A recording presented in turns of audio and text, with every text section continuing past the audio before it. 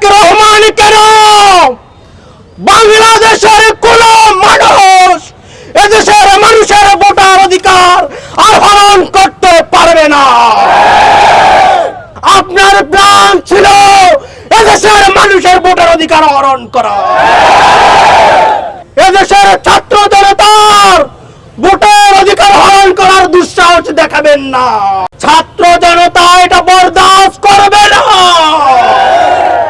আজকে আমরা ইসলামী ছাত্র শিবিরের কোনো প্রয়োজনে দাঁড়াই নাই।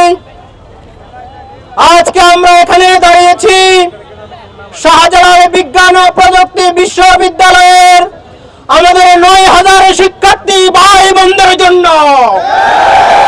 আমরা শাহজালালের ভাই বোনদেরকে বলতে চাই, তোমরা তোমাদের বিক্ষোভ প্রতিবাদ অব্যাহত রাখো। সারা বাংলাদেশের ছাত্র জনতা তোমাদের পক্ষে অবস্থান গ্রহণ করেছে। তারেক রহমান কেন বাংলাদেশের কোন মানুষ এদেশের মানুষের ভোটার অধিকার আর হরণ করতে পারবে না? জনাব তারেক রহমান,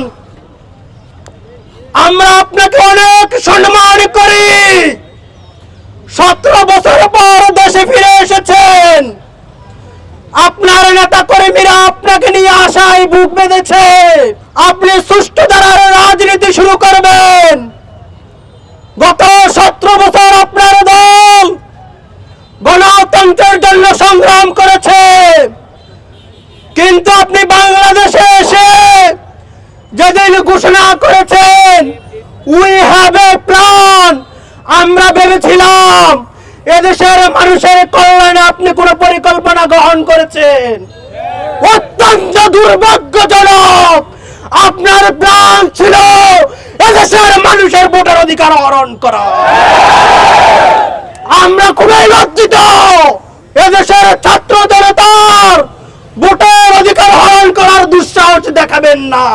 তারেক রহমানের বাহিনী তাদেরকে ছাত্রদল বলতে আমাদের লজ্জা লাগছে, কারণ আমরা দেখতে পাচ্ছি ছাত্রদলের কেন্দ্রীয় সভাপতি সেক্রেটারির উপস্থিতিতে যাদেরকে ছাত্রদলের কর্মী বলে আখ্যায়িত করে তারা নির্বাচন কমিশন ঘেরাও করেছে, সেইখানে আমরা তাদেরকে বলতে শুনেছি, ভাই আমাদের টাকা দিয়ে দেন, আমরা চলে যাই। লজ্জার কিছু হইতে পারে না। এখান থেকে স্পষ্ট ছাত্রদলের সাথে কোনো ছাত্র নেই, তারা আছে তারা টুকায়। ছাত্রদলকে টুকাইদের থেকে তারেক রহমান আপনি মুক্ত করে, নাহলে ছাত্রদল আপনাকে বারবার লজ্জিত করবে। ছাত্র জনতা এটা বরদাস্ত করবে না। ইসলামী ছাত্র শিবির জিন্দাবাদ জিন্দাবাদ। গোলামি না আজাদি, আপোষ না সংগ্রাম, আপোষ না সংগ্রাম, দালালি না রাজপথ। তুমি কে আমি কে, হাদি হাদি।